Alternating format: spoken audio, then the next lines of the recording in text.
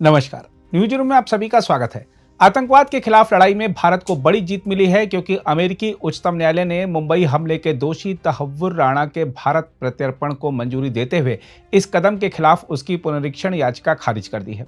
हम आपको बता दें कि पाकिस्तानी मूल का कनाडाई नागरिक राणा 2008 के मुंबई आतंकवादी हमलों के मामले में वांछित है और भारत उसके प्रत्यर्पण की मांग कर रहा था।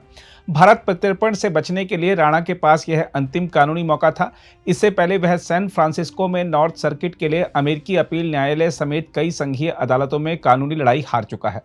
राणा ने 13 नवंबर को अमेरिकी उच्चतम न्यायालय के समक्ष पुनरीक्षण याचिका दायर की थी। डोनाल्ड ट्रंप के अमेरिकी राष्ट्रपति के रूप में शपथ लेने के एक दिन बाद 21 जनवरी को उच्चतम न्यायालय ने उसकी अपील खारिज कर दी। उच्चतम न्यायालय ने कहा, याचिका को खारिज किया जाता है। राणा को वर्तमान में लॉस एंजलिस के मेट्रोपॉलिटन डिटेंशन सेंटर में हिरासत में रखा गया है। इससे पहले अमेरिकी सरकार ने अदालत में दलील दी थी कि पुनरीक्षण याचिका को खारिज किया जाना चाहिए। अमेरिकी सॉलिसिटर जनरल एलिजाबेथ बी प्रिलोगर ने 16 दिसंबर को उच्चतम न्यायालय में दाखिल अपने दस्तावेज में यह बात कही थी। उन्होंने कहा था कि राणा इस मामले में भारत प्रत्यर्पण से छूट का हकदार नहीं है। 9वें सर्किट के लिए United states court of appeals के फैसले की समीक्षा के वास्ते अपनी पुनरीक्षण याचिका में राणा ने दलील दी थी कि मुंबई पर 2008 के आतंकवादी हमले से संबंधित आरोपों पर इलिनॉय यानी शिकागो के नॉर्दर्न डिस्ट्रिक्ट में संघीय अदालत में उस पर मुकदमा चलाया गया और उसे बरी कर दिया गया था। याचिका में दलील दी गई थी कि भारत अब शिकागो मामले में समान कृत्य के आधार पर आरोपों को लेकर मुकदमा चलाने के लिए उसे प्रत्यर्पित करना चाहता है। प्रिलोगर ने उसकी दलील का विरोध किया था। अमेरिकी सॉलिसिटर जनरल ने कहा था कि सरकार यह नहीं मानती कि जिस कृत्य के लिए भारत प्रत्यर्पण चाहता है वह इस मामले में सरकारी अभियोजन के दायरे में थे। उदाहरण के लिए भारत के जालसाजी के आरोप आंशिक रूप से ऐसे आचरण पर आधारित हैं जिन पर अमेरिका में सुनवाई नहीं की गई। याचिकाकर्ता ने भारतीय रिजर्व बैंक को प्रस्तुत आवर्जन कानून केंद्र के शाखा कार्यालय को औपचारिक रूप से खोलने के लिए आवेदन में गलत जानकारी का उपयोग किया। प्रिलोगर ने कहा था कि यह स्पष्ट नहीं है कि इस मामले यानी साजिश रचने में संलिप्तता में न्यायाधीश के फैसले का मतलब यह है कि उसे भारत द्वारा लगाए गए सभी विशिष्ट कृत्य के आरोपों के लिए दोषी ठहराया गया है या बरी किया गया है।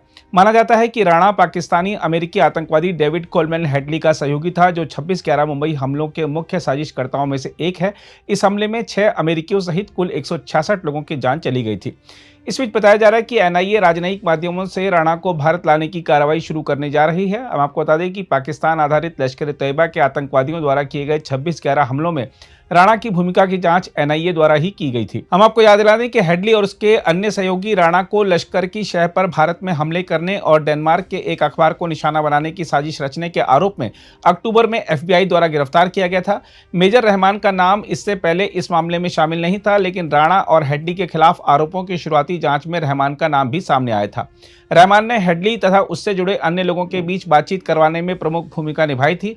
हेडली पर लगाए गए आरोपों के मुताबिक उसने 15 फरवरी 2006 को फिलाडेल्फिया में अपना नाम दाऊद गिलानी से बदलकर डेविड कोलमैन हेडली रख लिया था। उसने ऐसा इसलिए किया ताकि भारत में घुसने में आसानी हो और इस प्रयास में वह ना तो मुस्लिम और ना ही पाकिस्तानी नागरिक लगे।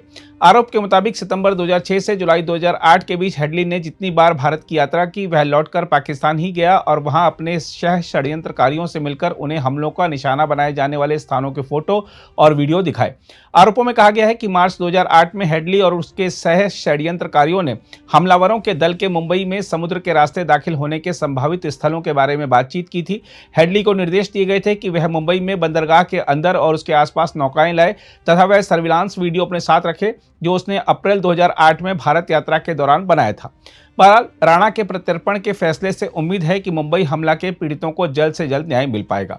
आइए आपको दिखाते हैं कि इस मामले की पैरवी कर रहे वकील उज्ज्वल निकम क्या कह रहे हैं। कि भारत के लिए एक अच्छा ये यूएस गवर्नमेंट ने कदम उठाया है और ये हमारी भारत सरकार की कूटनीति ही बहुत यशस्वी हुई है, मैं मानता हूँ, जिसके कारण तहव्वुर राणा को अभी बचना बहुत मुश्किल है। मैं ये भी मानता हूं कि तहव्वुर राणा को एक्सट्राडिट करने के बाद ऐसे कुछ संगीन राज खुलने वाले हैं जिसके आधार पर पाकिस्तान की आर्मी के अधिकारी और पाकिस्तान में किस तरह से साजिश हुई थी 26/11 की और किन लोगों ने इसको अंजाम देने के लिए क्या क्या मदद की, इस बहुत बारे में बहुत जानकारी मिल सकती है। अगर आप भी लेना चाहते हैं देश दुनिया की तमाम जानकारी तो आज ही सब्सक्राइब करें हमारे चैनल को। साथ ही नीचे दिए बेल आइकन को जरूर दबाएं ताकि हर अपडेट आप तक पहुंच सके।